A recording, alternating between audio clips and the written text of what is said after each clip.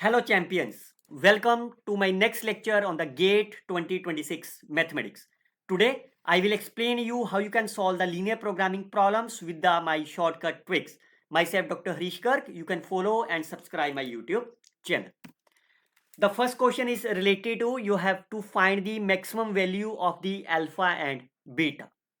क्या shortcut tricks बताई थी मैंने आपको? whenever the optimal solution will be given, any point is said to be the optimal solution if it's satisfied at least two constraints as equality. ये तो shortcut tricks बताई थी और इसी शॉर्टकट ट्रिक से ही मैंने सारे क्वेश्चन सॉल्व करके दिखाए थे आपको, जिसका लेक्चर यहां पड़ा हुआ है, part A of the LPP. अगर आपने बच्चों इस लेक्चर को नहीं देखा अभी तक, you must go and watch it. जो एग्जाम हो गया दैट्स फाइन, लेकिन नेक्स्ट की तैयारी भी तो करनी है ना. अगर आप इस वीडियो को देखोगे you must learn many many shortcut tricks. तो चलिए इस पॉइंट को सेटिस्फाइड करते हैं. कंस्टेंट में यहां तो दो ही कंस्टेंट्स हैं, तो दोनों सेटिस्फाइड होने चाहिए इक्वालिटी पे.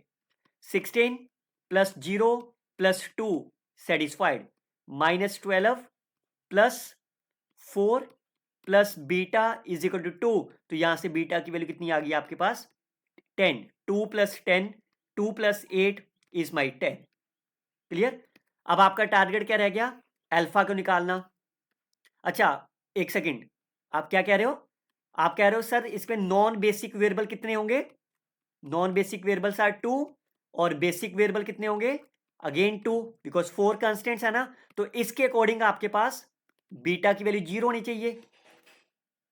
ये तो कह रहे हो. एक बार मेरे को इस सॉल्यूशन को कंप्लीट कर देने दो, फिर मैं इस कंसेप्ट के ऊपर भी आता हूं कि ये कंसेप्ट यहां पे लगना है कि नहीं लगना. Fine, okay. अब आप कैसे निकालोगे? तो आपका सॉल्यूशन क्या हो गया? 4, 0, 2 एंड 10. अल्फा कहां लिखा हुआ आपका? ऑब्जेक्टिव फंक्शन में, तो इसके लिए ड्यू लिखें इसका. फाइन, तो ड्यूल का कांस्टेंट लिखते हैं. First variable is my non zero, तो first variable means corresponding to x1, 4y1 3y2. First variable is non zero, constant satisfied as equality. Second variable is zero. Third variable is my non zero, constant corresponding to the x3, that is 1y1 plus 2y2. Third constant is my fourth constant is my non-zero. You can write the fourth constant y2 is my minus alpha. Since my target is to find the alpha, that means my target is to find the value of y2. So clearly say I can multiply the first constant by 1, second by 4 and subtract them. Find 12 and 8, 11, which is equal to 8 minus 1, 7. So आपका alpha कितना हो गया? -y2. Fine, तो आप substitution कर लीजिए. 22 alpha plus beta, तो कितना आंसर हो गया आपके पास? That will be -14 plus 220. Right answer is 206 is the correct answer of the problem. Clear? इसमें तो कोई दिक्कत नहीं है. नाउ अब मैं आता हूं आपके सॉल्यूशन के ऊपर, आपकी थिंकिंग पे कि सर इसका बीटा 0 क्यों नहीं हुआ. फाइन, सबसे पहली बात, there is a difference between the basic and basic variables. Fine, basic, अगर आप ये सोच रहे हो कि जिसकी वैल्यू नंबर ऑफ द, अगर आपकी वैल्यू पॉजिटिव है किसी भी वेरिएबल की, वैल्यू इज माई पॉजिटिव, तो आप उसको क्या कह देते हो? Basic variable. फाइन, और अगर किसी की वैल्यू आपके पास 0 है then you call as a non basic variable. ऐसे बोलते हो. ये बच्चों तब बोलते हो जब आप हमेशा नॉन डीजेनरेट बीएफएस की बात करें हम. फाइन, नॉन डीजेनरेट बीएफएस की बात करें हम. क्लियर? पर ये हमेशा, और नॉन डीजेनरेट, अगर आपका ऑप्टिमल सॉल्यूशन यूनिक है, ओके, अगर आपका ऑप्टिमल सॉल्यूशन किसी भी एलपीपी का यूनिक है, तो जो उसका ऑप्टिमल सॉल्यूशन होगा वो हमेशा ही क्या होगा? मस्ट बी बीएफएस होगा. लेकिन अगर किसी भी एलपीपी का ऑप्टिमल सॉल्यूशन यूनिक नहीं है, इसका मतलब क्या होगा? मल्टीपल सॉल्यूशन होगा.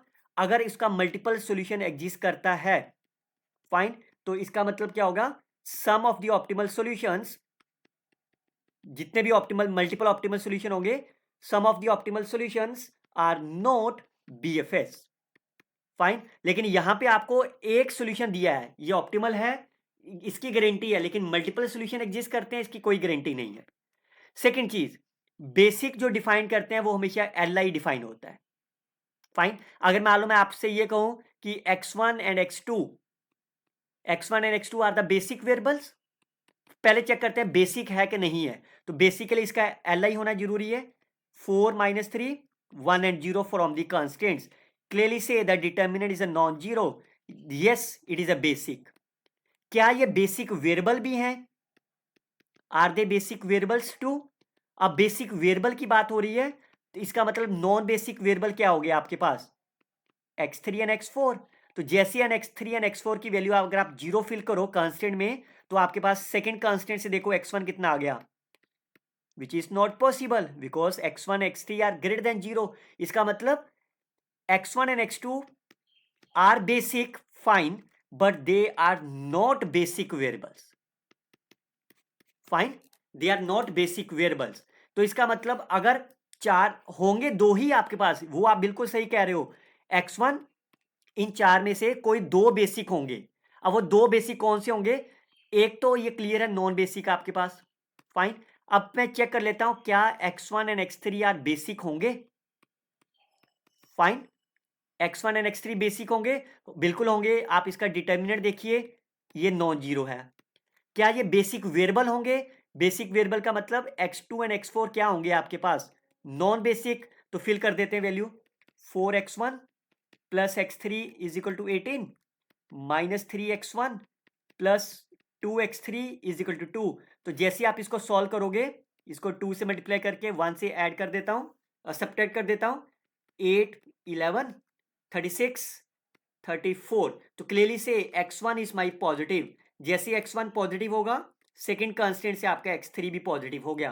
तो yes, x1 and x3 are my basic variables and x2 and x4 are always are the non basic variable. तो नॉन बेसिक वेरिएबल तो दो ही मिले आपको। फाइन, बट नॉन, मैं फिर कह रहा हूं बच्चों, नॉन बेसिक वेरिएबल की मतलब ये नहीं है, इट डजंट मीन्स कि उसकी वैल्यू जीरो हो। वैल्यू जीरो तभी होगी जब आप नॉन डोमिनेंट बीएफएस की बात करते हो आप। क्लियर? और इस अगर सोल्यूशन ऑप्टिमल यूनिक नहीं है, अगर उसके मल्टीपल सोल्यूशन एग्जिस्ट करते हैं, then we may have several examples जहां पे ऑप्टिमल सोल्यूशन आपका बीएफएस पे नहीं आता, वन ऑफ द बीएफएस पे नहीं होगा आपके पास। फाइन, तो यही कंसेप्ट से ये क्वेश्चन बना था। फाइन, लेकिन आपको इतना डिटेल में एग्जामिनेशन में मत सोचिए, बिकॉज आपको तो मैंने शॉर्टकट ट्रिक्स बताई है। ऑप्टिमल सोल्यूशन कब होगा? जब at least two constant satisfied as equality. Fine, for more detail I recommended you must and must watch this lectures. आपको नेक्स्ट एग्जामिनेशन में काफी हेल्पफुल प्रोवाइड देगा। चलिए नेक्स्ट क्वेश्चन सॉल्व करते हैं। Next question is how you can solve this maximum value. अगर आपका reaction इस क्वेश्चन को लेकर उफ था कि इतना बड़ा क्वेश्चन आ गया, इसको हम ग्राफिकल मेथड से सॉल्व करें, सिंप्लेक्स मेथड से सॉल्व करें, ड्यूल सिंप्लेक्स से सॉल्व करें, तो आपको कितना समय चाहिए एग्जामिनेशन में? At least 5 minutes. फाइन, लेकिन मेरा दावा है बच्चों, आप 100% स्टूडेंट ने जिन्होंने मेरा ये पार्ट 2 लेक्चर सुना होगा, part 2 of the LPP, fine, उन्होंने इस क्वेश्चन को 15 सेकंड में ही सॉल्व कर दिया होगा और 1 मिनट के अंदर सॉल्व कर दिया होगा with the help of the same shortcut tricks जो मैंने इस लेक्चर में बताई थी। क्या बताई थी मैंने इस लेक्चर में शॉर्टकट ट्रिक्स? जैसे आपको ऑप्टिमल वैल्यू निकालनी है, कभी भी ग्राफिकल मेथड्स, सिंप्लेक्स मेथड का यूज मत करो। इसको सबसे पहले, प्रॉब्लम इज माई मैक्सिमाइजेशंस, तो look at only those constants which are less than sign. ये तो दो है ना आपके पास, तो पहली वाली लाइन से जेड लिखते हैं, क्या बन गया आपका? 36 फिल करते हैं, 360 प्लस 20x2। इस वाली लाइन से फिल करते हैं 5x1, x1 खत्म कर देते हैं, 2 से मल्टीप्लाई करके ऐड करते हैं इसमें, so that will B 300 plus 18x2। तो आप यहीं से देख सकते हैं ये वाला सॉल्यूशन इसी के अंदर पार्ट है। फाइन, मैं ये पहले वाले को, ये लेस देन ही होगा ना, सॉरी, सेकंड वाला जो कांस्टेंट है आपके पास, जो सेकंड लाइन लिखी है हमने, because x2 is always a positive, तो ये नंबर आपका हमेशा ही इससे तो कम ही आएगा। फाइन, बिकॉज इन दोनों में डिफरेंस कितना है? 60 plus 2x2 which is always a positive number. इसका मतलब पहली वाली लाइन तो डोमिनेट कर गई आपकी भी। Clear? Is it okay? Now अब आप देखो, इसका मतलब आपका टारगेट क्या है, x2 को मैक्सिमाइज करना, ठीक है। अब आप इन कांस्टेंट से देखो, x1 की लोअर वैल्यू आपके पास मालूम है, x1 की अपर वैल्यू आपको मालूम है। सबसे पहले x2 की अपर वैल्यू निकाल लेते हैं। x2 की अपर वैल्यू कैसे निकालोगे आप, x1 को खत्म कर दें इसमें से, तो जैसे ही x1 खत्म करा तो x2 की second constant is greater then 42, third constant is greater then 48 and the fifth next constant is less then 50। तो यहां से आपको क्या मिला, आपको that will B 48 less than x2 less than 150। तो यहां पे फिल कर दो, वैल्यू कितनी आ गई आपके पास, लेस देन 300 प्लस 150 फिल करेंगे, 18 इंटू 50 270। तो इसका मतलब ये आंसर हो गया 3000। फाइन। अब क्वेश्चन ये उठता है, क्या आपको कोई ऐसा पॉइंट मिलेगा, इसमें आपका x2 क्या है 150। फाइन।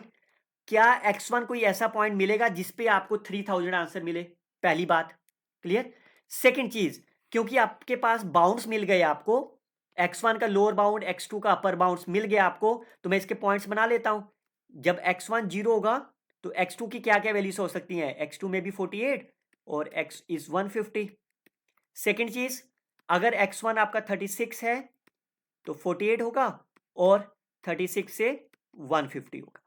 फाइन। अब ये वाले पॉइंट आपके ऑप्टिमल सॉल्यूशन कब कहे जाएंगे, when at least the two constant satisfied equality. Fine. तो सिर्फ सेटिस्फाई करते हैं टू कांस्टेंट इक्वालिटी को, नीचे से स्टार्ट करते हैं। जैसे 36 पहला कांस्टेंट सेटिस्फाइड इक्वालिटी हो गया, यहां पे नहीं हुआ satisfied equality, sum is not equal to 48, 5x1 plus not satisfied equality, x1 is greater than 0, ये भी सेटिस्फाइड नहीं हुआ, तो एक ही कांस्टेंट हुआ ना satisfied, this is not optimal. तो इसका मतलब ये तो ऑप्टिमल सॉल्यूशन नहीं है। Look at the second one, 36 पहला कांस्टेंट सेटिस्फाइड हो गया, सेकंड नहीं हुआ सेटिस्फाइड, x1 प्लस x नहीं हुआ 48, ये भी नहीं सेटिस्फाइड हुआ, again they are not satisfied, एक ही कांस्टेंट सेटिस्फाइड हुआ है, again this are the not optimal solutions. Look at this, x1 is 0, इसमें देख लेते हैं कितने कांस्टेंट सेटिस्फाइड करते हैं आपके इक्वालिटी पे, 0 एंड 48, ये भी नहीं हुआ सेटिस्फाइड, ये भी नहीं सेटिस्फाइड हुआ, this is satisfied equality, this is not satisfied equality, यहां पे आपका x1 सेटिस्फाइड हो जाएगा इक्वालिटी पे, तो दो कांस्टेंट सेटिस्फाइड हो गए, तो yes it may be optimal. और इसकी वैल्यू कितनी आ रही है z की, x1 0, दैट इज माई 960। और इसको भी चेक कर लेते हैं, पहला कांस्टेंट नहीं सेटिस्फाइड हुआ, this is again not satisfied, again not satisfied, satisfied equality, यहां पे x1 सेटिस्फाइड हो जाएगा, तो इससे ये भी आपका ऑप्टिमल सॉल्यूशन हो सकता है। इससे आपका आंसर कितना आ रहा है 3000। तो यहां से ये ऑप्शन आपका कैंसिल हो गया, और 3000 आपको मिल गया था ना मैक्सिमम वैल्यू, तो इसका मतलब yes 3000 is the right answer of the problem. Clear. मैं बच्चों बार बार कह रहा हूं, आपको एलपीपी में कभी भी कोई भी हरा नहीं सकता। अगर आपने ये दो लेक्चर अच्छे से देख लिए हैं, part A and the part B, आप कोई भी क्वेश्चन उठाइए किसी भी बुक का एलपीपी का, फाइन, क्वेश्चन की स्टेटमेंट नोट करिए, इस शॉर्टकट ट्रिक से सॉल्व करोगे, आपको आंसर 1 मिनट के अंदर मिलेगा। चलिए look at the next one, consider the problem of maximisation. Fine, इसको पहले ब्रैकेट खोल लेते हैं, ये आपके पास क्वाड्रेटिक फॉर्म है, फाइन, और ये मैट्रिक्स आपके पास क्या है सिमेट्रिक, तो इसको कैसे लिखा जाएगा, 2x1 square 2x2 square plus 2x3 square, और ये x1 एंड 1 किसका आएगा, x2 and x3 plus twice x2 x3।